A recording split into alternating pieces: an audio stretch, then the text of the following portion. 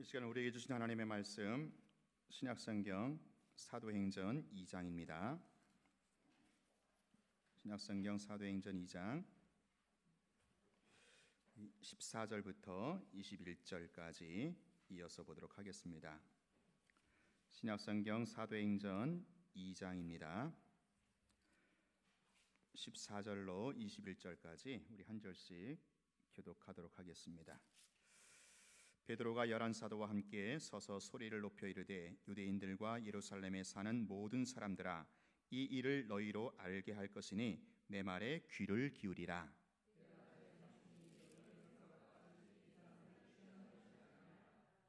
이는 곧 선지자 요엘을 통하여 말씀하신 것이니 일러스되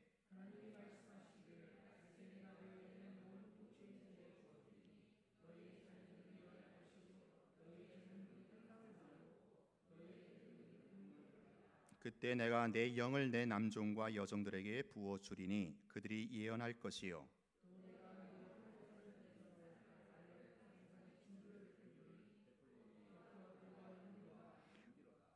주의 크고 영화로운 날이 이르기 전에 해가 변하여 어두워지고 달이 변하여 피가 되리라. 누구든지 주의 이름을 부르는 자는 구원을 받으리라 하였느니라. 아멘.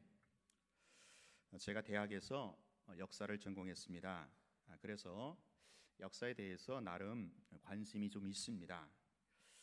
아니, 정확하게 말하자면 역사 자체보다는 그 역사 해석에 대하여 관심이 있습니다. 1592년 우리나라에 뭐가 일어났어요? 임진왜란이 일어났죠. 그건 역사적인 사실입니다. 그러면 당시 일어난 임진왜란이 그 당시 조선시대에 어떤 영향과 의미가 있었는가? 이것이 바로 역사 해석이죠. 사건 자체가 아니라, 사건 자체로 끝나는 게 아니라 그 사건을 어떻게 해석하느냐, 이것이 관건인 것입니다. 1950년 일어난 6.25 전쟁도 마찬가지죠. 6.25 한국 전쟁을 한국과 북한의 입장에서 어떻게 볼 것인가, 그리고 당시 한반도를 둘러싼 미국과 소련이라고 하는 이 냉전 시대 체제 하에서 이 한국 전쟁을 어떻게 볼 것인가. 자, 그런데 이 역사적인 사건에 대해서 그것을 해석하고 그것을 바라보는 관점은 사람에 따라서 혹은 시대에 따라서 달라지기도 한다라는 겁니다. 1980년 5월 18일 광주에서 어떤 사건이 터졌는지 아십니까? 무슨 사건이 일어났어요? 광주 사태. 제가 중고등부 시절만 해도 광주 사태라고 했습니다. 그런데 1990년대 문민정부가 들어서면서 5.18 광주 사태가 아닌 뭐예요? 5.18 광주 민주화 운동입니다.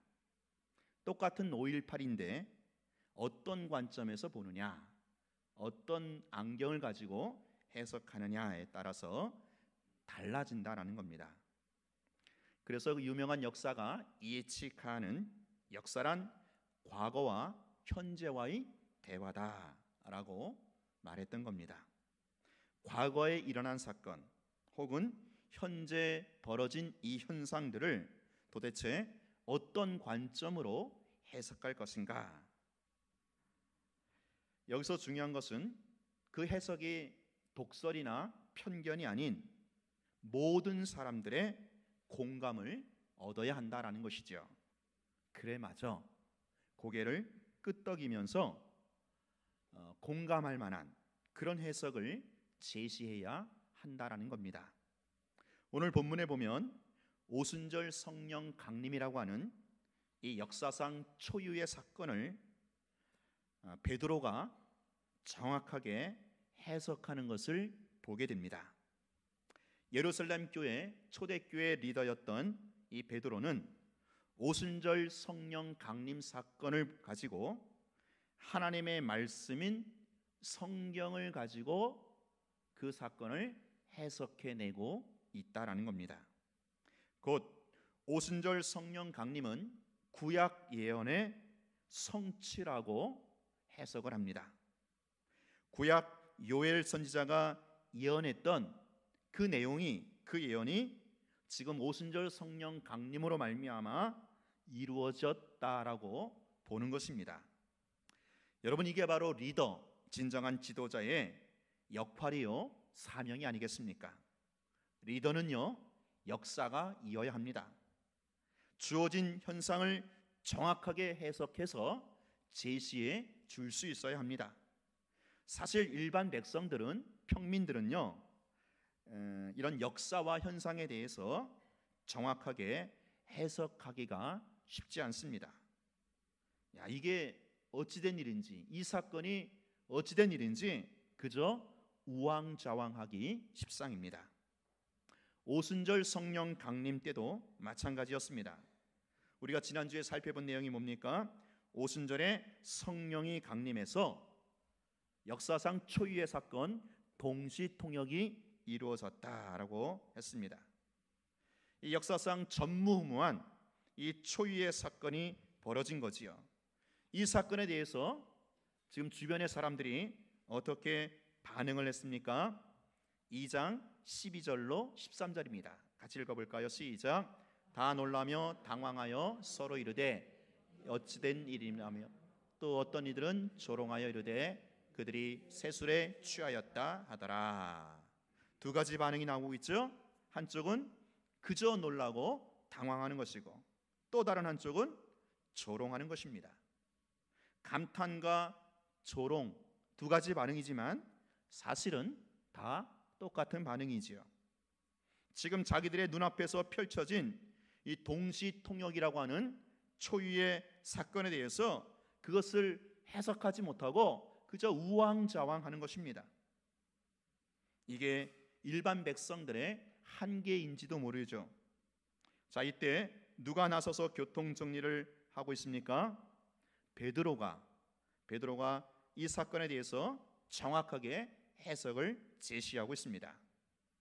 베드로는 역시 리더요, 지도자였던 것입니다. 사실 베드로도 성령을 받았기에 이 사건에 대한 해석이 가능했던 것입니다.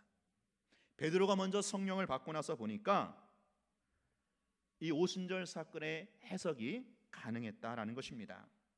사랑하는 여러분, 성령 받은 사람만이 역사와 현상을 정확하게 해석해 낼 수가 있단 말입니다. 성령 충만한 사람만이 이 시대의 트렌드와 흐름을 정확하게 읽어낼 수가 있다라는 겁니다. 그래서 성령 받은 사람만이 사실은 리더가 될 수 있고요, 다른 사람을 이끌어갈 수가 있는 겁니다. 오늘 우리의 자녀들이, 다음 주에 또 우리 수능 고3 아이들 보는데, 정말 여러분의 자녀들이, 우리 문화천 영광교회 우리 자녀들이 어릴 적부터 성령으로 충만하고 성령의 세례를 받아서 정말로 역사를 선도하는 그런 리더들, 그런 리더십들이 우리 교회 가운데 나오기를 축원합니다. 아멘 하신 분들의 자녀들만 그렇게 될 줄로 믿습니다.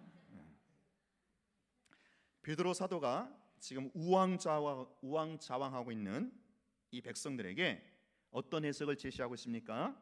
14절 시작. 베드로가 11 사도와 함께 서서 소리를 높여 이르되 유대인들과 예루살렘에 사는 모든 사람들이 이 일을 너희로 알게 할 것이니 내 말에 귀를 기울이라. 내 말에 귀를 기울이라. 여러분, 얼마나 확신에 찬 그런 모습입니까? 정말 베드로 당당하고 든든하지 않습니까? 내가 이 사건을, 너희들 눈앞에 펼쳐진 이 사건을 내가 제대로 해석해 주겠다. 잘 들어봐라. 그러면서 하는 말이 15절에 보니까 뭐예요? 때가 제 삼시니 너희 생각과 같이 이 사람들이 취한 것이 아니라, 지금 너희들이 세술에 취하였다고 조롱을 하고 있는데 무슨 말이냐? 지금 시간이 몇 시냐? 몇 시라는 거예요? 제3시. 제3시는 각주에 보니까 몇 시로 되어 있어요? 오전 9시. 여러분, 오전 9시. 누가 오전 9시 아침부터 대낮에 이 아침에 술 먹고 취해서 해롱해롱 되겠느냐? 술 취한 것이 결코 아니다라는 거예요.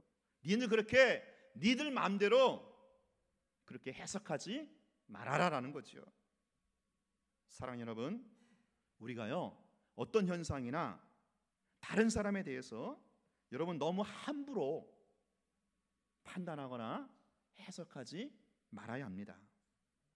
자, 지금 오순절 마가다락방에 모였던 자들은 성령세를 받은 거예요. 성령세를 받아서 하나님의 큰 일을 지금 동시통역으로 나누고 있는 겁니다. 성령의 놀라운 역사가 아닐 수 없는 거예요.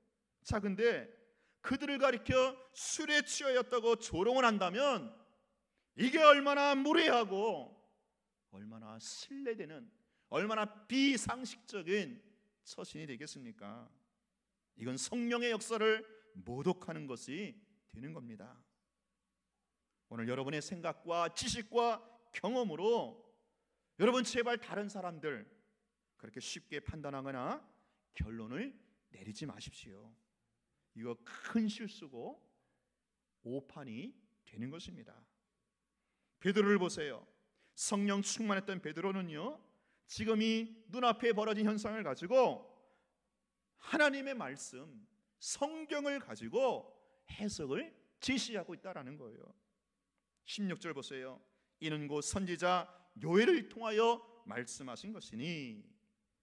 지금 술에 취해서 아침부터 술에 취해서 해롱해롱 되는 것이 아니라 어느 날 갑자기 하늘에서 뚝 떨어진 그런 사건도 아니라 바로 700년 전에, 지금으로부터 700년 전에 구약의 요엘 선지자가 예언을 했는데 그 예언이 지금 오순절 성령 강림으로 이루어졌다라고 보는 것이 바로 베드로의 관점, 곧 성령 충만한 베드로의 관점이요 성경 기자의 관점이다라는 거예요.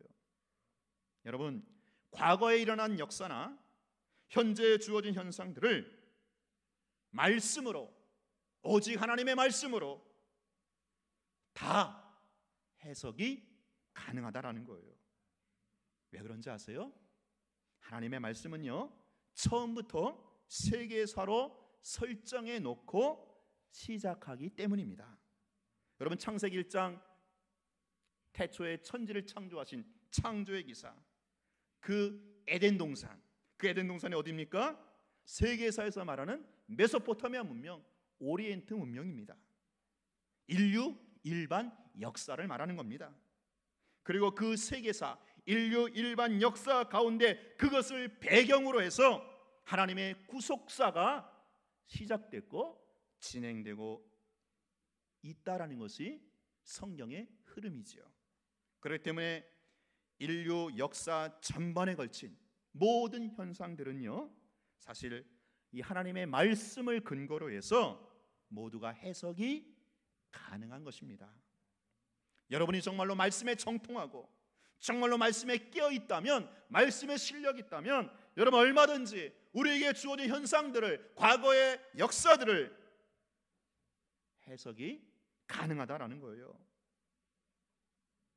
성령으로 충만하고 말씀으로 무장했던 베드로가 이 오순절 성령 강림의 사건을 어떻게 해석하고 있습니까? 구약 요엘서의 말씀을 인용하면서 그 요엘의 예언이 지금 이 사건을 통해서 성취되었다라고 보는 것입니다. 베드로가 인용한 요엘서의 말씀은 크게 둘로 나눌 수가 있죠. 하나는 모든 육체에 성령을 부어주신다라는 그런 예언이고요. 또 하나는 하늘과 땅에 있을 징조 혹은 기사를 말합니다. 자, 먼저 모든 육체에 성령을 부어주신다라는 예언을 살펴보겠습니다. 17절, 18절 우리가 잘 들어본 말씀이죠. 여러분들이 우리 젊은이들이 좋아하는 찬양, 이 찬양의 가사가 요엘서 말씀에 있었던 거예요. 이걸 지금 베드로가 인용해서 이 사건을 해석하고 있죠. 우리 17절, 18절 한번 읽어보겠습니다. 시작. 하나님의 말씀이 내 영을 모든 육체에 부어주리니 너희 자녀들은 예언할 것이요 너희의 젊은이들은 환상을 보고 너희의 늙은이들은 꿈을 꾸리라. 그때 내가 내 영을 내 남종과 여종들에게 부어주리니 그들이 예언할 것이요. 자, 여기서 보면 먼저 모든 육체, 모든 육체라는 말이 나오죠. 모든 육체에게 뭐가 임했다라는 거예요? 성령이 임한다라고 하는 요엘의 예언입니다. 자, 여기서 육체, 왜 해필은 육체팔까요? 육체라는 말을 썼을까요? 육체라는 말은 하나님의 영과 그러니까 하나님의 영 성령이죠. 하나님의 영 성령과 이렇게 대조하기 위해서 쓴 단어입니다. 그러니까 모든 사람들을 가리키는 용어죠. 하나님의 영 성령이 사람들에게 임했다라는 겁니다. 육체로 표현한 거지요. 그리고 앞에 모든이라는 말은 전 세대를 커버하는 말입니다. 오늘 본문에 나와 있는 대로 뭐예요? 자녀들, 젊은이들, 늙은이들, 그리고 남종들, 여종들. 자, 그러니까 남녀노소 빈부 귀천을 가리지 않고 모든 세대, 모든 백성들에게 하나님의 영 성령이 임한다고 앞서 요엘이 예언을 했는데, 베드로는 그 요엘의 예언이 지금 오순절 성령 강림으로 지금 이루어졌다, 성취되었다라고 지금 베드로가 제시하고 있는 겁니다. 자, 여러분 여기서 한번 생각해 보세요. 지금 오순절 마가다락방에 몇 명이 있었습니까? 몇 명이 뭐 있었어요? 120명 문도들이 있었잖아요. 그 120명 문도들에게 오순절에 성령이 임했어요. 근데 베드로는 그 사건을 가지고 지금 그 사건을 가리켜서 남녀노소 모든 세대들에게 성령이 임했다라고 베드로는 보고 있다라는 거예요. 초대교회 멤버인 그때 120명만 성령을 받은 게 아니라 오늘날 예수를 믿어서 교회의 일원이 된 우리도 성령을 받았다고 하는 것이 바로 베드로의 해석이요, 이게 성경의 관점이다라는 거예요. 사랑하는 여러분, 오늘 여러분이 예수를 믿어서 교회의 일원이 되었다는 것, 교회 공동체의 멤버가 되었다는 것은 이미 나는 성령을 받았다고 하는 증거가 된다라는 겁니다. 믿으시기 바랍니다. 사랑하는 여러분, 오늘 여러분이 예수를 믿으십니까? 여러분이 교회 멤버가 되셨습니까? 그렇다면 성령 받은 줄로 믿으시기 바랍니다. 성령은 모든 사람들에게 임한다라는 거예요. 남녀노소 빈부 귀천을 가리지 않고 어린아이조차 성령을 받을 수가 있다라는 거예요. 이것이 언제부터 가능했다고요? 오순절 성령 강림 이후에 초대교회 교회 시대를 지나고 있는 모든 성도들에게 전 세대에 걸쳐서 빈부귀천을 가리지 않고 예수 믿는 모든 자들에게 성령이 임한다라는 겁니다. 여러분, 혹시 나는 이 나이가 되도록 아직까지 성령을 못 받았어. 오늘 본문에 보세요. 늙어서도 얼마든지 성령을 받을 수가 있습니다. 여러분, 늦었다고 포기하지 마시고 얼마든지 성령 받을 수 있기를 기대하면서 기도하시기 바랍니다. 오늘 본문에 보면 자녀들, 젊은이들, 늙은이들 전 세대에 걸쳐 성령이 임했다라고 베드로는 확증을 합니다. 자, 여기서 우리가 주목할 표현이 있죠. 성령이 임하면 어떤 현상이 일어납니까? 자녀들은 뭐를 해요? 예언을 하고, 젊은이들은 뭐를 해요? 환상을 보고, 늙은이들은 뭐를 해요? 꿈을 꾼다. 자, 여러분, 예언, 환상, 꿈, 이것은 무엇을 말하는 것일까요? 구약에서 이 예언, 환상, 꿈은 항상 계시의 수단을 말합니다. 뭐를 말한다고요? 계시의 수단. 그러니까 구약은 성경이 아직 완성되지 않은 그런 구약 시대에는 예언이나 환상이나 꿈을 통해서 하나님은 당신을 계시한다라는 거예요. 특별히 누구에게요? 선지자들에게. 그렇죠? 선지자들에게. 구약 시대의 선지자들은 예언과 환상과 꿈을 통해서 하나님의 계시를 받았고요. 그 받은 하나님의 말씀 계시를 백성들에게 전하고 가르쳤던 겁니다. 이게 선지자의 역할이고 사명이죠. 자, 그래서 예언, 환상, 꿈은 한결같이 바로 계시의 수단을 말하는 것이고, 이것은 곧 뭐예요? 말씀 사역을 의미한다라는 거예요. 자, 그러니까 성령이 임하면 가장 보편적인 현상이 뭐냐? 첫 번째 현상이 뭐냐? 남녀노소 빈부귀천 따지지 않고 모든 백성들이 성령 받은 사람들은 곧 말씀 사역에 뛰어들게 된다라는 거예요. 말씀 사역으로 돌입하게 된다라는 겁니다. 이것이 오순절 성령 강림으로 시작이 되었고, 오순절 이후에 초대교회 성도들이 성령을 받고 나서 그토록 말씀 사역에 진력했던 근거가 되는 것입니다. 여러분, 그래서 제가 예전에 말씀드렸잖아요. 초대교회 성도들은 두 부류만 나눌 수 있다고 그랬죠? 초대교회 성도는 그랬더라고요. 첫 번째 뭡니까? 말씀을 가르치든지, 두 번째 뭐예요? 말씀을 배우든지. 가르치든지 배우든지, 여러분 둘 중에 하나라고 했어요. 초대교회는 이 둘 중에 하나였어요.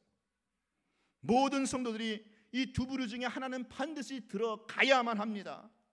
성도라면, 교회 멤버라면, 오늘 여러분이 성령을 받은 성도라면, 오늘 여러분들이 교회 멤버라면 말씀을 가르치든지 말씀을 배우든지 해야 한다라는 거예요. 우리 교회 비전이 있지 않습니까? 모든 중직자들, 모든 교역자들이 먼저 성령 일독학교를 통해서 말씀을 잘 배우고 익혀서 그 중직자들이 나중에 또 다른 평신도들을 구역이든 소그룹이든 전도회든 말씀을 가지고 잘 케어하고 양육하고 돌보는, 그것이 저희 목회 비전, 아니 성경이 말하는 초대교회 샘플이다라는 거예요. 여러분, 성령 받으면요 이상한 사람이 되는 게 아닙니다. 신비주의가 되는 게 아니에요. 성령 받으면 지극히 정상적인 말씀의 사람이 된다라는 거예요. 여기서 이 예언한다라는 것은 점을 친다거나 미래의 일을 말아맞히는 그런 게 아니에요. 예언이란 말씀 사역을 가리키는데, 하나님 말씀을 가지고 과거의 역사와 오늘의 현상들을 정확하게 해석하는 것을 바로 예언이라고 한다라는 거예요. 자, 그러면 과거의 역사, 주어진 현상을 말씀으로 잘 해석해내면 앞으로 미래에 어떻게 펼쳐질 것인지, 어떻게 살 것인지 나와요, 안 나와요? 답이 나오죠. 길이 보이죠. 그런 의미에서 예언이다라는 거예요. 이 예언은 말씀 사역이다라는 겁니다. 여러분, 예언기도 어디 가서 받는다고 돌아다니지 마세요. 예언기도 다 가짜입니다.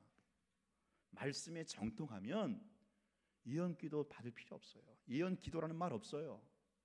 예언은 말씀 사역, 말씀으로 해석하고 해석한 말씀을 가지고 앞으로 내가 어떻게 살 것인가, 이게 과거, 현재, 미래가 아우러지는 거, 이게 바로 예언이고 말씀 사역이다라는 거죠. 우리는 지금 오순절 이후에 교회 시대에 살고 있습니다. 우리는 구약 시대의 성도들보다 훨씬 더 유리하고 훨씬 더 복된 계시의 수여자로 우리는 지금 살고 있는 거예요. 자, 구약 시대에는요 선지자들에게만 간헐적으로 성령이 역사했어요.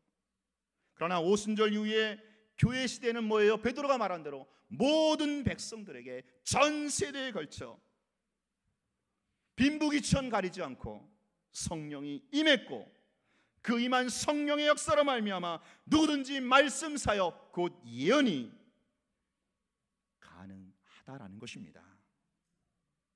아마도 지금 천국에 있는 구약 시대 성도들은 지금 우리 교회 성도들, 신약 시대, 교회 시대 살고 있는 우리를 보면서 굉장히 부러워할 거예요.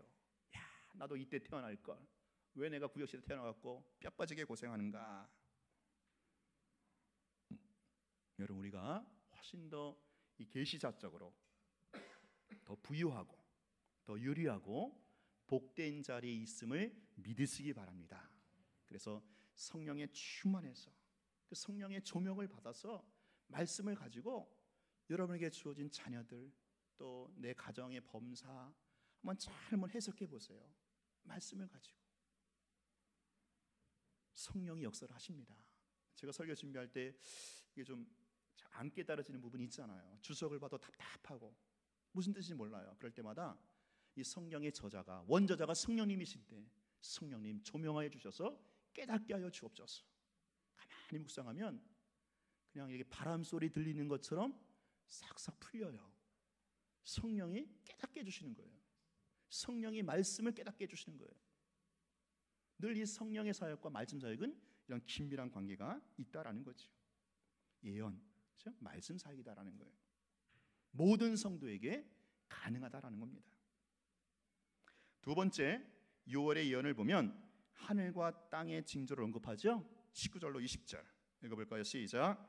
또 내가 위로 하늘에서는 기사를, 아래로 땅에서는 징조를 베풀리니 곧 피와 불과 연기로다. 자, 여기 보면 하늘과 땅에서 어떤 징조, 어떤 기사가 일어난다고요? 피와 불과 연기. 자, 그러면 이 피와 불과 연기가 무엇을 또 말하는 것일까요? 이것도 지금 구약적인 표현이고 구약적인 단어입니다. 아까 예언, 환상, 꿈이 구약에서 계시의 수단이었던 것처럼 이 피와 불과 연기는 바로 구약의 언어인데 무엇을 뜻하는가 하면 하나님의 임재를 말할 때 이 단어를 쓴다라는 거예요. 구약에서는 하나님이 임재할 때 나타나는 특별한 현상이 바로 피와 불과 연기라는 거예요. 특별히 불은 불기둥을 가리키고요, 연기는 구름기둥을 가리키죠. 샤케나신 하나님, 이스라엘 백성들 가운데 친히 거처를 삼으시고 그들 가운데 임마누엘, 임재하시는 샤케나신 하나님, 그 하나님을 상징하고 나타낼 때 바로 구름기둥, 불기둥을 언급하잖아요. 여러분, 오순절 성령 강림으로 말미암아 이제는 하나님이 친히 우리 가운데 임하는 것이 가능했다라는 거예요. 그리고 이것만큼 기적, 징조가 없다라는 겁니다. 여러분 생각해 보세요. 창조주 하나님, 전능하신 하나님, 진짜 왕이신 그분이 한낱 피조물에 불과한, 미물에 불과한 우리 가운데 친히 우리를 거처 삼으시고 우리 가운데 임재하신다라는 것, 임만을 하신다는 것, 이거야말로 기적 중에 기적이 아니겠습니까? 이거야말로 징조 중에 징조가 아니겠느냐라는 거예요. 이것만큼 엄청난 기적이 또 어디 있어요? 그분이 뭐가 아쉬워서, 전능하시고 거룩하신 창조주 그분이 뭐가 아쉬워서 피조물에 불과한, 미물에 불과한 우리 가운데 처소를 삼아서 거하겠다 하시겠느냐라는 거죠. 이건 기적입니다. 이건 징조입니다. 여러분, 이런 하나님의 샤케나신 하나님, 임마누엘 역사가 오순절 성령 강림으로 분명해졌다, 확실해졌다라는 거예요. 이것도 구약시대 성도들이 얼마나 우리를 부러워하는지 몰라요. 구약시대 성도들에게는 성령이 임하긴 임해도 간간히, 간헐적으로 임했습니다. 그리고 성령이 외부에서 함께하는 그 정도입니다. 자, 근데 오순절 이후에 교회 시대 성도들에게는 성령이 어떻게 임합니까? 성도들 가운데 내주하십니다. 내주. 성도들을, 오늘 우리를 예수 믿는 성도들을 친히 성전으로 삼으셔서 그 성도들 안에 들어와 오셔서 친히 살림을 차리시고 영원토록 거하신다라는 거예요. 이게 성령의 내주다라는 거예요. 내주하심. 오늘 오순절 이후에 이게 가능했다라는 거예요. 오늘 우리가 그와 같은 시대에 살고 있다라는 거예요. 여러분, 모세 시대의 성도들을 부러워하지 마세요. 불기둥, 구름기둥으로 함께했던 그 모세 시대 그 백성들을 부러워하지 마세요. 오늘 우리가 훨씬 더 유리하고 훨씬 더 부러운, 더 축복된 그런 위치에, 그런 자리에 놓여 있다라는 거예요. 오늘 우리에게는 성령이 내주하심을 믿으시기 바랍니다. 그 내주하신 성령은 영원토록 우리 가운데 함께 하심을 믿으시기 바랍니다. 성령이요, 들락날락거리는 게 아니에요. 여러분들이 죄지면 도망갔다가 회개하면 또 들어오시는 들락날락 성령이 아닙니다. 한 번 해병되는 영원한 해병대인 것처럼, 한번 예수 믿어서 성도된 자에게는 영원토록 그 성령이 내주하고 계심을 믿으시기 바랍니다. 이게 기적 아니겠어요? 이게 기적입니다. 실로 엄청난 기적이요 징조가 아닐 수 없습니다. 옆에 계신 분하고 인사할까요? 당신에게 성령이 영원토록 내주하십니다. 할렐루야. 성령이 내주하신 것만큼 귀한 복이 없죠. 그렇죠? 자, 여기서 좀 더 살펴볼 구절은 20절에 20절 읽어볼까요? 시작. 주의 크고 영원한 날이 이르기 전에 해가 변하여 어두워지고 날이 변하여 피가 되리라. 이 구절 아주 중요한 구절입니다. 중요한 구절이기 때문에 여러분들이 좀 생각해 볼 필요가 있는데, 자, 원래 이 예언을 누가 했다고요? 구약의 요엘 선지자가 예언을 했다고 했죠. 근데 이 예언이 지금 어떻게 되었다고요? 오순절 성령 강림으로 지금 이루어졌다라고 보는 게 베드로의 시각이고 성경의 관점이다라는 거죠. 자, 그러므로 여기 나와 있는 주의 크고 영화로운 날, 그러니까 이제 요엘서는 크고 두려운 날로 돼 있는데 이건 베드로는 이제 크고 영화로운 날로 바꿨습니다. 같은 의미예요. 크고 영화로운 날이 언제를 가리킵니까? 오순절 성령 강림한 이 날이 바로 이 날이죠. 지금 베드로 그렇게 보고 있잖아요. 그리고 17절에도 하나님 말씀하시기를 언제? 말세에 내가 내 영을 모든 육체에 부어주리니. 자, 그럼 여기서도 말세는 언제를 가리킨다고요? 베드로의 해석에 의하면, 그리고 오늘 본문 전체의 문맥으로 봐도 그렇고, 이 크고 두려운 날 말세는 바로 뭐예요? 오순절 성령 강림, 그날을 가리킨다라는 거예요. 여러분, 성경이 말하는 말세란 이미 시작이 되었다라는 거예요. 오늘 우리 시대로 보면 이미 시작된 거죠. 2000년 전에 교회 시대가 시작될 때 그때부터 말세가 시작이 된 겁니다. 교회 시대 때부터 말세가 시작이 된 거예요. 그때부터 크고 영원한 날이 시작이 된 겁니다. 자, 그러면 그런 시각을 가지고 다시 20절을 보세요. 20절 다시 보세요. 주의 크고 영원한 날이 뭐예요? 이르기 뭐예요? 전에. 뭔 현상이 또 먼저 일어났다고 하는 거예요? 해가 변하여 어두워지고 날이 변하여 피가 된다. 자, 그러면 해가 변하여 어두워지고 달이 변하여 피가 된다고 하는 이 현상은 지금 오순절을 기점으로 했을 때 이미 일어난 사건이에요? 아니면 아직 안 일어난 사건이에요? 이미 일어난 사건이 되는 거죠? 그렇죠? 이해되십니까? 어려운 거 아니죠? 예. 베드로의 해석에 의하면, 성경의 관점에 의하면 이 크고 두려운 날, 크고 영화로운 날 말세는 이미 오순절 성령, 그게 오순절 성령 강림인데, 그 오순절 성령 강림 이전에 뭐가 일어났다라는 거예요? 해가 변하여 어두워지고 달이 변하여 피가 됐다라는 거예요. 자, 그러면 해가 변하여 어두워지고 달이 변하여 피가 되는 사건은 구체적으로 무엇을 가리키는 것일까요? 여러분, 혹시 이 구절 보면서 연상되는 그림 없습니까? 그렇죠. 정말 실력 있는 분이에요. 뭐가 연상이 돼요? 예수님의 십자가에 죽으시는 장면이 연상이 되는 거예요.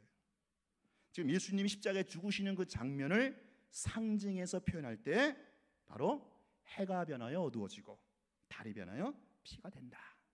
우리의 죄를 대신하여 우리를 구속하시기 위하여 하나님의 아들이신 예수 그리스도께서 십자가에서 죽으실 때, 그때 대낮 정오에도 불구하고 어둠이 임했잖아요. 아마도 그날 밤에 달빛은 핏빛으로 물들었을 거예요. 지금 베드로 사도는 오순절 성령 강림 이전에 예수 그리스도의 십자가의 죽으심, 십자가의 대속 사건이 앞서 먼저 있었다라고 얘기하는 겁니다. 아니, 이미 요엘 선지자가 그렇게 예언을 했는데 그 예언의 말씀이, 그 하나님의 말씀이 지금 하나도 땅에 떨어지지 않고 100% 정확하게 예언대로 되었다라는 거예요. 어떤 순서로요? 예수님의 십자가에 죽으신 다음에 오순절 성령 강림이 임했다라는 거죠. 여러분, 오순절 성령 강림은 바로 이 오순절 성령 강림과 예수 십자가 사건은, 그래서 여러분, 실과 바늘과 같은 그런 관계예요. 서로가 뗄래야 뗄 수 없는 아주 긴밀한 관계를 서로 맺고 있는 겁니다. 서로 연장선에 놓여 있는 겁니다. 예수님의 십자가의 구속으로 말미암아 오순절 성령 강림이 가능했던 겁니다. 그래서 예수님께서 십자가에 죽으시고 부활하시고 승천하시면서 내가 가야 보혜사 성령이 오신다라고 누누이 약속을 하셨던 거죠. 그 약속대로 성령이 오신 겁니다. 뭐를 근거로 해서? 예수 십자가의 죽으심을 근거로 해서. 예수 십자가의 죽으심, 십자가의 기반 위에 성령이 오신 겁니다. 또한 오순절 성령 강림은 항상 예수 십자가 사건을 그래서 뭐예요? 예수 십자가 사건으로 복기를 시킨다라는 거예요. 성령 강림의 목적은 예수 십자가 사건을 더욱 밝혀주고 십자가 사건을 더욱 드러내고 증거하기 위함이다라는 거죠. 이걸 알아야 여러분 성령을 제대로 받을 수가 있는 거예요. 여러분 성령을 구하는 목적이 뭡니까? 성령을 오신 목적이 뭡니까? 오늘 성경적으로 보면 예수 십자가를 밝히 증거하기 위해서, 예수 십자가 사건을 더 증거하기 위해서, 그걸 드러내기 위해서 성령 강림이 왔다라는 거죠. 그래서 사도행전에 나와 있는 그 초대교회 그 위대한 성도들, 그 사도들은요 그토록 예수 십자가와 부활을 복음의 핵심으로 전했던 겁니다. 여러분 정말로 성령 받기를 원하십니까? 여러분 정말 성령 충만함 받기를 다시 한번 원하십니까? 그렇다면 예수 십자가를 묵상하십시오. 예수 십자가를 바라보십시오. 예수 십자가를 붙드십시오. 그래야만 자연스럽게 구속사가 진행되는 차원에서 자연스럽게 우리의 육체 가운데 성령이 충만하게 기름 부어 임하실 줄로 믿습니다.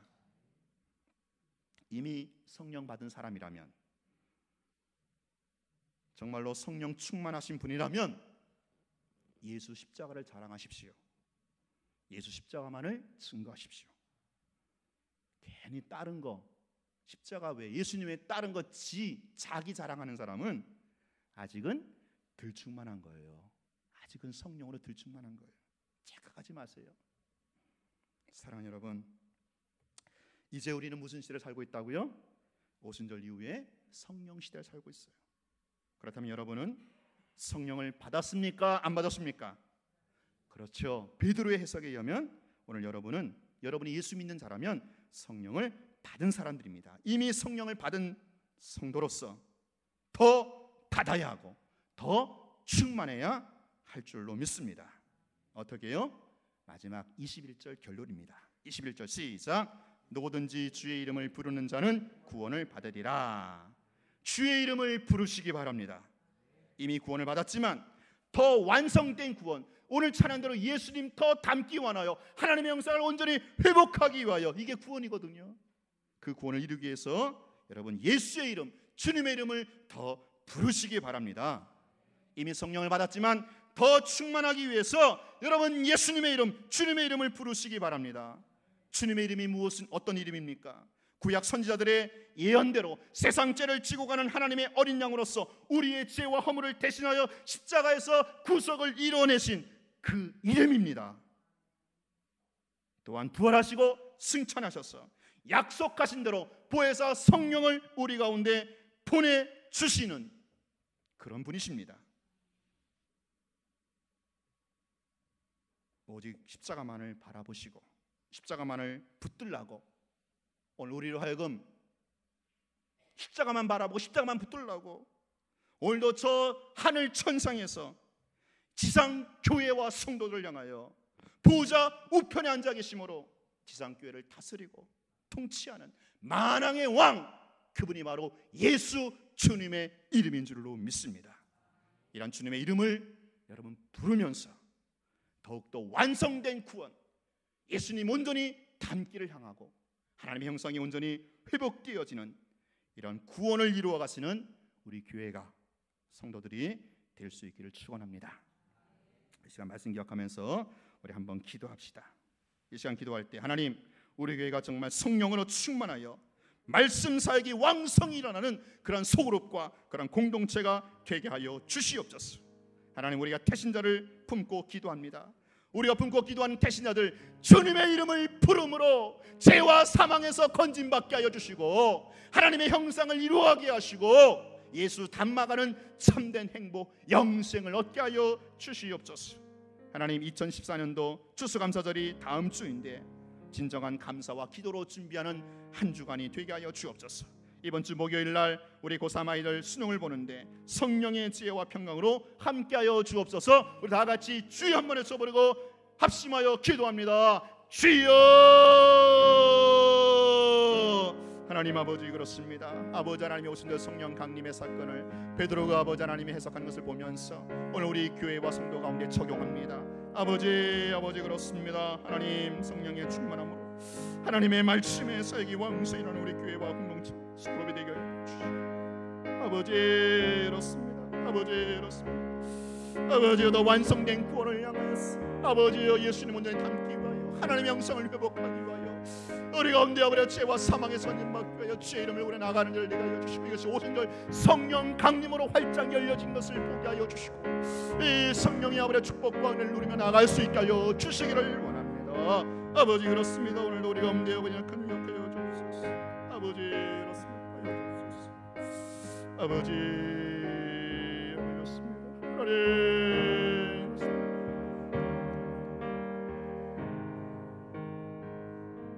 하나님 하나님 아버지, 오순절 성령 강림 이후에 본격적인 교회 시대가 활짝 열려진 줄로 믿습니다. 그 교회 시대 연장선 위에 오늘 2014년도 우리 문화천 영광교회가 이 경점에 서 있는 줄로 믿습니다. 오늘 우리 교회도 성령의 충만함을 다시 한번 부어 주시옵소서. 그리고 하나님의 말씀 사역을 왕성히 펼쳐가는 우리 공동체와 소그룹이 되게 하여 주시옵소서. 하나님, 우리가 태신자를 품고 기도하는 가운데 있습니다. 우리가 기도하는 우리 사랑하는 가족들, 남편들, 아내들, 우리 자녀들, 하나님 주님의 이름을 부름으로 죄와 사망에서 건짐받는 구원의 은총 베풀어 주시옵소서. 2014년도 추수감사절을 다음 주를 앞에 두고 있습니다. 한 주간 동안 깊은 기도와 감사로 준비하게 하여 주옵소서. 이번 주 목요일 수능을 치르는 우리 고3 아이들, 하나님 경예수, 김노경, 김혜원, 최영주, 우리 네 아이를 축복합니다. 성령의 지혜와 평강으로 함께하여 주옵소서. 예수님 이름으로 기도하옵나이다. 아멘. 다 같이 찬송가 191장 부르시면서 준비하신 예물 하나님 앞에 드립니다.